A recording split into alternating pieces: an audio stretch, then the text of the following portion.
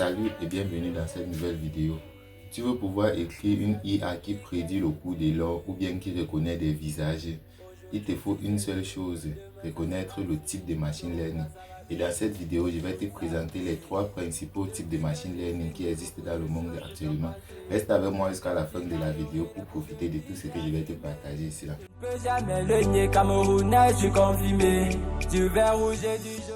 C'est quoi le machine learning? Je l'avais déjà défini la dernière fois, mais je vais encore définir.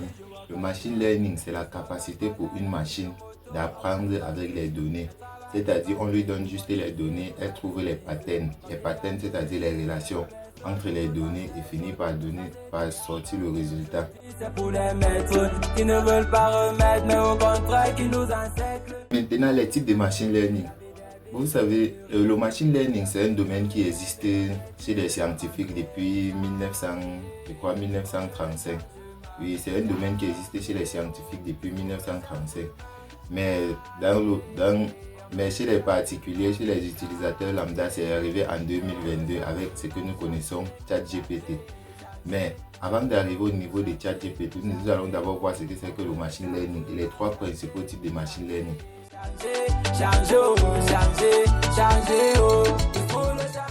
Les 3 principaux types de machine learning sont le machine learning, l'apprentissage supervisé, l'apprentissage non supervisé et l'apprentissage par renforcement.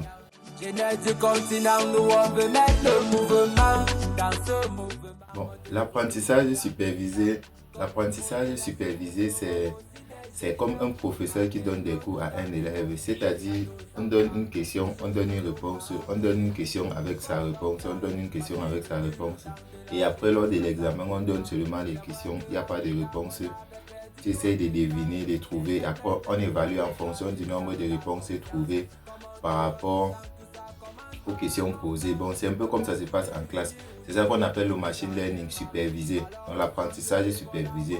C'est-à-dire on donne des questions avec des réponses, dans les données, réponses, données, réponses, données, réponses. La machine trouve les liens entre ces données et ces réponses. Ces données, ça peut être par régression linéaire, c'est-à-dire ça trouve la droite, la fonction qui regroupe le maximum de points de ces données sur un tableau. Ou bien ça peut également être un simple type de régression comme la régression polynomiale. Oui, c'est toujours ça, une régression linéaire, un apprentissage supervisé. Toujours est-il qu'on donne des données et on donne les réponses. La machine finit par trouver les relations entre les données et les réponses jusqu'à ce que lorsque d'autres données viennent après sans réponse, en fonction des données et des réponses précédentes, elle essaye d'estimer ou bien de prédire le cours de la réponse suivante par rapport aux données qui sont entrées.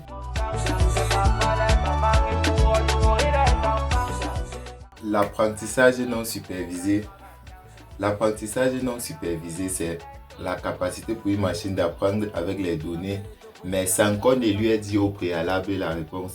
C'est-à-dire, on lui donne juste un nuage de données. Elle essaie de trouver la position de chaque donnée par rapport à l'autre, les relations entre les données par rapport aux autres en fonction de leurs caractéristiques, les relations de chaque donnée par rapport aux autres en fonction de leurs caractéristiques. Jusqu'à ce que plus tard, lorsqu'on revient avec les nouvelles données, ça étudie juste ces caractéristiques et ça essaie de les classer dans un groupe par rapport aux autres caractéristiques qui étaient. Et c'est comme ça que dans la vraie vie, on sait que tout ce qui s'assemble se ressemble. Donc toutes les données qui ont les mêmes caractéristiques, qui ont les caractéristiques presque totalement similaires peuvent être considérées comme des données presque similaires.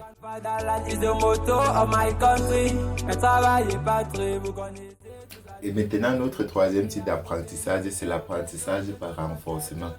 L'apprentissage par renforcement, c'est vraiment l'apprentissage le plus avancé. Ça tend vers ce qu'on appelle le deep learning, l'apprentissage profond. C'est-à-dire la machine elle-même, elle ne connaît absolument rien. On lui donne juste un nuage de données. Elle prend une quantité elle-même, elle pose comme données de réponse et elle coupe une autre quantité, c'est-à-dire environ 80% comme données de test. Données de test, c'est-à-dire d'apprentissage. Elle essaye de trouver les relations entre les données, Après, elle prend les données de test. Elle essaye de trouver les réponses des tests par rapport à ce qu'elle avait déjà appris. Maintenant, la différence entre la réponse trouvée et la réponse et la vraie réponse, donc la vraie réponse des données. C'est cette différence qui permet de faire en sorte que le modèle trouve son erreur et l'ajuste seul, ajuster progressivement. C'est-à-dire au premier tour, après avoir appris et testé, si l'erreur était peut-être de 100%, ça essaie d'ajuster. Peu importe le paramètre, ça essaie juste d'ajuster. Mais il y a certains paramètres spécifiques que ça ajuste. Ça essaie d'ajuster de telle sorte qu'au prochain tour, l'erreur peut quitter de 100 à 99 ou bien 98. Et c'est comme ça que progressivement, elle essaie de s'améliorer toute seule en fonction des données qu'on lui a données. Comme par exemple un robot qui apprend peut-être à marcher comme un enfant, ou bien un robot qui joue à un jeu. Donc le robot joue à un jeu contre lui-même. Il joue à un jeu contre lui-même et il essaye de s'améliorer. Chaque tour suivant, il améliore une partie, même si c'est infime.